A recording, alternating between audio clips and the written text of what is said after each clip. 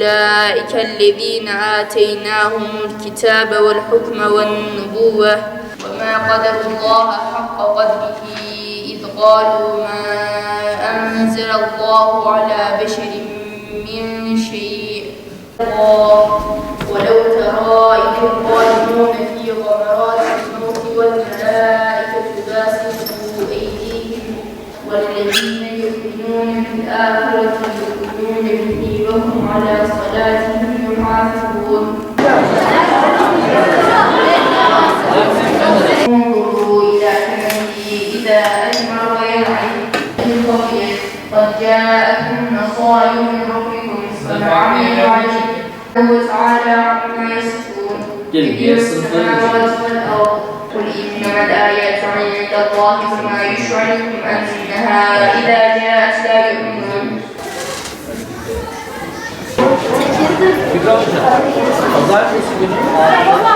Okulumuz hem ortaokulda hafızlık projesi uygulayan hem de lisede fen ve sosyal bilimler programıyla Gaziantep'in güzide bir eğitim kurumu haline geldi.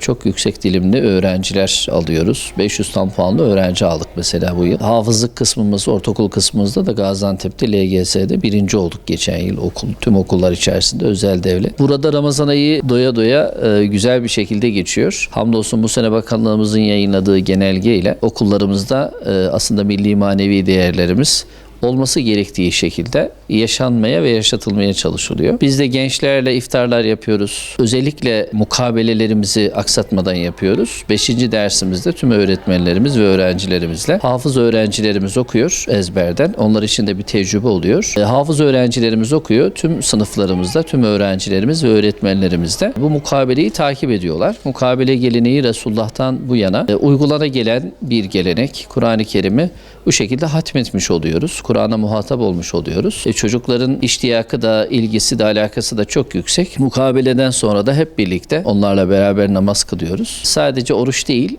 namaz ve manevi değerlerimizi çocuklarımıza burada yaparak, yaşayarak ve örnek olarak aktarmaya ve anlatmaya çalışıyoruz. Bu vesileyle Ramazan-ı Şerifimiz tekrar mübarek olsun. Çocuklarımızın tuttukları oruçlar, hepimizin yaptığı ibadetler makbul olsun. Ümmet-i Muhammed'in selametine de vesile olsun. Tüm mazlum gönül coğrafyamızın huzur ve güven içerisinde nice Ramazanlar idrak etmesini Rabbimize niyaz ediyoruz. Okul olarak Ramazan'ı doya doya yaşıyoruz diyebiliriz. Bu okulda hem hafızlık eğitimi hem akademik eğitimler görüyoruz. Bu okulumuzda Ramazan'a özel mukabeleler yapıyoruz. Mukabelelerde Kur'an'ımızı takip ediyoruz. Kur'an'ımızı öğreniyoruz. İlim bilim alıyoruz. Peygamberimizin sünnetlerini yerine götürüyoruz. Eğlenceli aktiviteler yaparak günlerimizi geçiyoruz bu okulda. Mukabele yaparken de sınıflarda Peygamberimizin sünneti yerine getiriyoruz. Arkadaşlarımız Kur'an okuyor. Biz hep birlikte sınıflarda mukabeleleri takip ediyoruz. Kur'an'ımızı okuyoruz, dinliyoruz. Bu şekilde sevap kazanıyoruz. Mehmet Görmez Ortaokulu'nda okuyorum. Mutluyuz. Böyle hafız abilerimiz mescitten mukabeleyi okuyor. Biz de takip ediyoruz sınıflarımızdan. Güzel geçiriyoruz Ramazan'ı. Peygamberin sünneti olan mukabeleyi yerine getirerek sevap kazanıyoruz.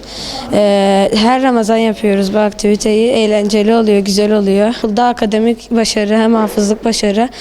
Mesela liseli abilerimizde de genellikle birinci olan abilerimiz hafız.